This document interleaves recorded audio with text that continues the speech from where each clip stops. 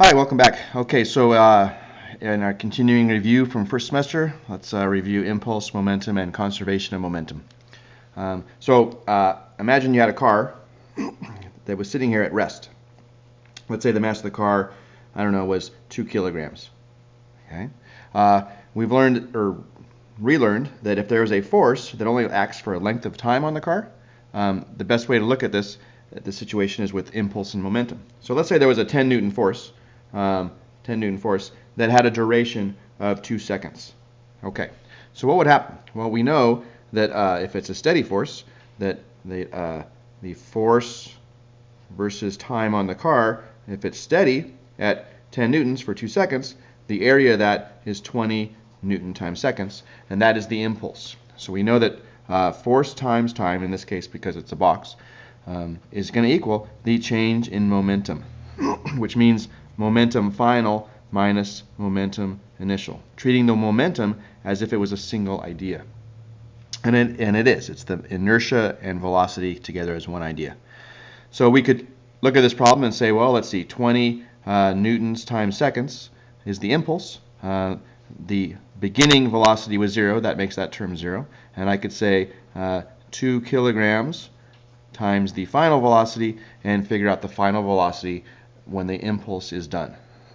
What if at the same time that this was happening, there was a separate car and it had more mass? Let's say this is a 5 kilogram car. Okay? And the same impulse was happening to the second car. In other words, a force of 10 newtons for a duration of 2 seconds. What would happen to that car? Well, if its initial velocity was also 0, then we could do the same math. We would probably say, let's see, that way is positive if we can keep our sign convention the same. So technically that'd be a negative 10 Newton force. So I could say negative 20 newtons times seconds is going to equal 5 kilograms times the final velocity, and get a different answer for the final velocity. Notice the two cars had the same starting velocity. V initial was 0. They had the same impulse, well, the same size impulse, although they had the opposite sign, and they will end up with different final velocities. This one will have a final velocity of 10 meters per second when you solve for that, and this one will have a final velocity of negative 4 meters per second. Okay, so that's just sort of looking at a force for a length of time, an impulse and momentum. Now, it turns out Newton's third law says if you have two objects, or if you have an object that is pushed on, let's say here's car A, we'll call car A's mass 2 kilograms, and let's say there's a spring between car A and car B whose mass is 5 kilograms. And they start off at rest, and someone has pushed the springs together, and so when you let them go, they're going to go launching. So the question is, what happens to the force? Well, if this way is still considered positive, the force on the right-hand car will be a positive force for some length of time. The force on the 5 kilogram car would be a negative force for some length of time. And Newton's third law says the force on this car for the duration and the force on this car for the duration have to be the same size but opposite direction. They call that an equal and opposite force. We're going to say that the force times the time for this guy is going to be the same size as the force times the time for that guy. Now, this guy's force was negative, so to make it mathematically true, we would say the impulse on the left car equals the opposite sign of the impulse on the right car. This is a statement of Newton's third law. You can't push on one car harder than the other, and you can't push on this car for 3 seconds while this car is only pushing for 2 seconds. The interaction of the spring is happening on both cars. The spring pushes out both sides with the same force for the same amount of time. Now that doesn't mean the two cars will have the same response. This car has less mass, so it has less inertia. It'll have a different velocity at the end than this car. In fact, we could say I'll call this car A and car B. For car A, the impulse is going to equal the change in momentum. Okay.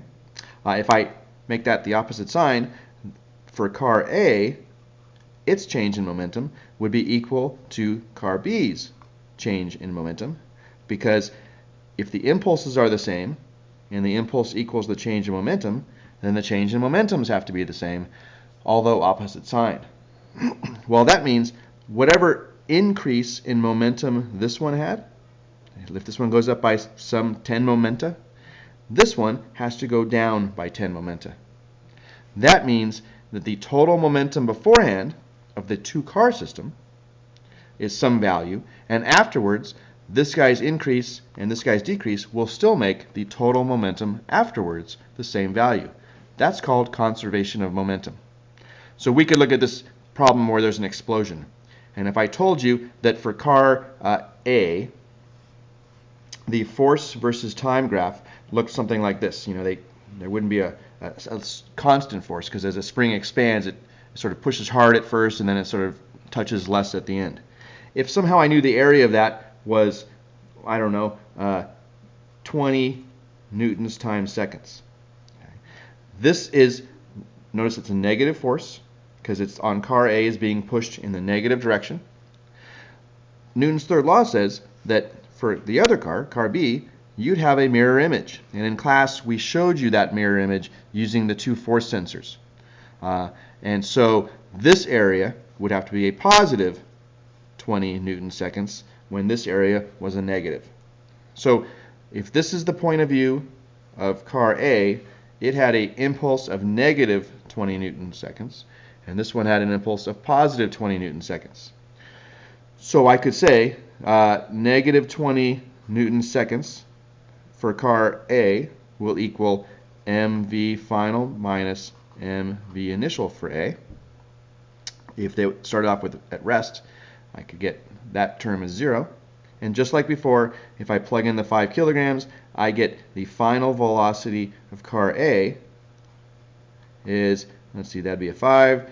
It would be negative 4 meters per second. So car A, as expected, being pushed by the spring, would fly that way. Car B, on the other hand, would have a positive 20 newton seconds, and it has less mass. So I'd have 2 kilograms, beginning velocity be 0, and I could get the final velocity. And just like the previous example, the final velocity of car B would be positive 10 meters per second. So it's weird, that one's going faster than that one, but I'm arguing that the momentum increase of this one equals the momentum decrease of this one. The momentum increase was 20, the momentum decrease was 20. How is that possible? Well, momentum isn't just velocity, it's mass times velocity. So this guy's increase in momentum was 10 meters per second times his mass of 2 kilograms for a positive 20. This guy's increase or decrease in momentum was negative 4 meters per second times 5 kilograms, or negative 20. That's called the law of conservation of momentum. And we did that example as an explosion. Last semester on our final, we had the same situation where you had a car, we'll call it car A, maybe this mass is 10 kilograms, moving along already with this velocity of positive 5 meters per second. We'll call that way positive. And maybe there's another car, that's car B, that's already moving this way, and we'll say its velocity is negative, 7 meters per second. They're going to hit each other. We'll give this guy a mass of 2 kilograms.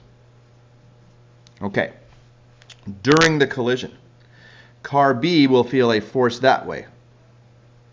And car A, because it's being hit in the front, will feel a force that way. Newton's third law says that this impulse on car B, its force times time, will be the same as this impulse except opposite sign. This says you cannot push on someone with a different amount of force and time than they pushed on you. So I can say that the force times time for this one equals the force times time for that one with a negative sign. Well, that means this guy's change in momentum, except for the negative of it, will equal this guy's change in momentum. Because the impulse on him from his point of view. It's almost like you stop looking at the other guy and say, oh, that guy had an impulse. And then you re-look at this guy and say it had an impulse. But the change in momentums have to be the same, except opposite sign, because the impulses are the same. Then I could say mv final minus mv initial for that one should equal negative mv final minus mv initial for that one. If I told you that the final velocity, let's see, this car is light. Let's say it bounces off, okay? And the final velocity of that car was that way, maybe 2 meters per second. Okay, so that one, it was hit so hard it bounced that way, and then maybe car A, since it had more inertia, just sort of slowed down. Okay, so let's say that's given. Okay, what does that mean? That means if I look at that way being positive, I could say at the beginning, car A had a 10 kilograms of mass, some final velocity I don't know, and it started off with 10 kilograms of mass and a positive 5 meters per second velocity. And if I sort of make a big bracket around that, if that one is negative, then this one is positive. This one, I could say, was 2 kilograms times its final velocity, which I've called 2 meters per second, and then minus its initial stuff, which would be 2 kilograms times, let's see, negative 7 meters per second. Okay, and you can see in this algebra, there's only one unknown, and I can figure out the final velocity of car A if I do the algebra. Notice the reason this worked was this one's increase, because that's positive, in momentum will equal this one's decrease in momentum. So this one's momentum at the start was 10 times 5, 50 Newton seconds, right? This one's momentum at the start was, let's see, m times v, negative 14 Newton seconds. If this one went down by 10, this one will go up by 10. Okay, because this decrease in momentum will equal this increase in momentum because of Newton's third law.